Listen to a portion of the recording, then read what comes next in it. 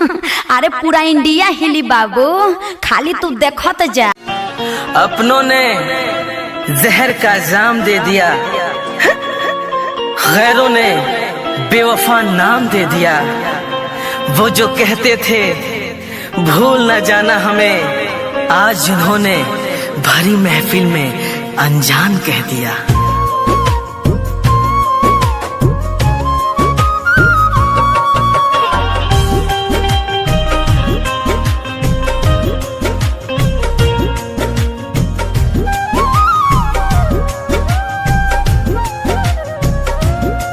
तोहरा शादी के कवानो सगुन भेज दी, तोहरा शादी के कवानो सगुन भेज दी। मेहंदी काम पहरता था कह खून भेज दी, मेहंदी काम पहरता था कह खून भेज दी।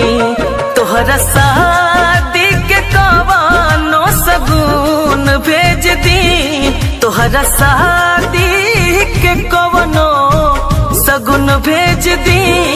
मेहंदी काम पहरता था कह खून भेज दी, मेहंदी काम पहरता था कह खून भेज दी।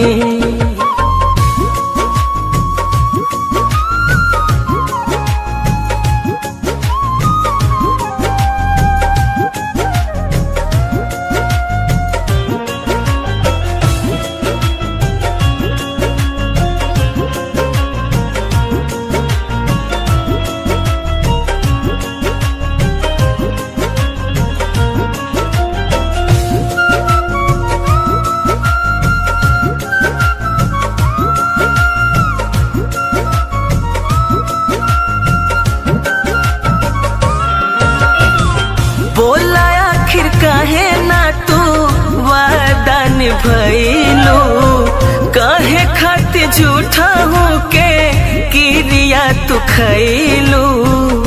दिल का दर्द छुपाना कितना मुश्किल है, गम में मुस्कुराना कितना मुश्किल है। अरे दिल का दर्द छुपाना कितना मुश्किल है, गम में मुस्कुराना कितना मुश्किल है। दूर तक जब चलो किसी के साथ, फिर तन्हा लौट के आना कितना मुश्किल है। बोला आखिर काहे ना तू वादा निभैलू, काहे खातिर झूठा हूँ के किरिया तू खैलू। दिल के जख्म पदारे खातिर नून भेज दी, दिल के जख्म पदारे खातिर नून भेज दी। मेहंदी काम पहरता था कह खून भेज दी, मेहंदी काम पहरता था कह खून भेज दी।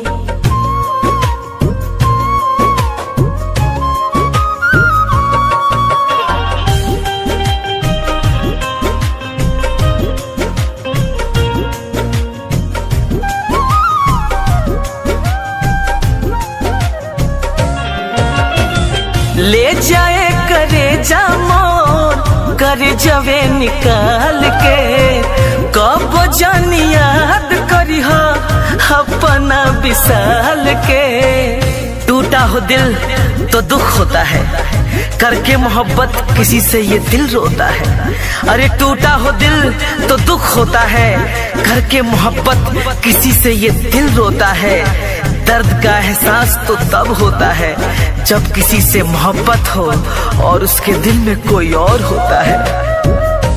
हो ले जाए करे जा मोर कर जवे निकाल के, कब जानी याद करी हो अपना विशाल के।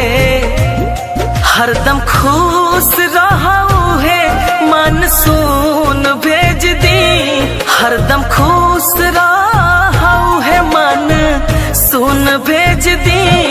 मेहंदी काम पहरता था कह खून भेज दी, मेहंदी काम पहरता था खून भेज दी।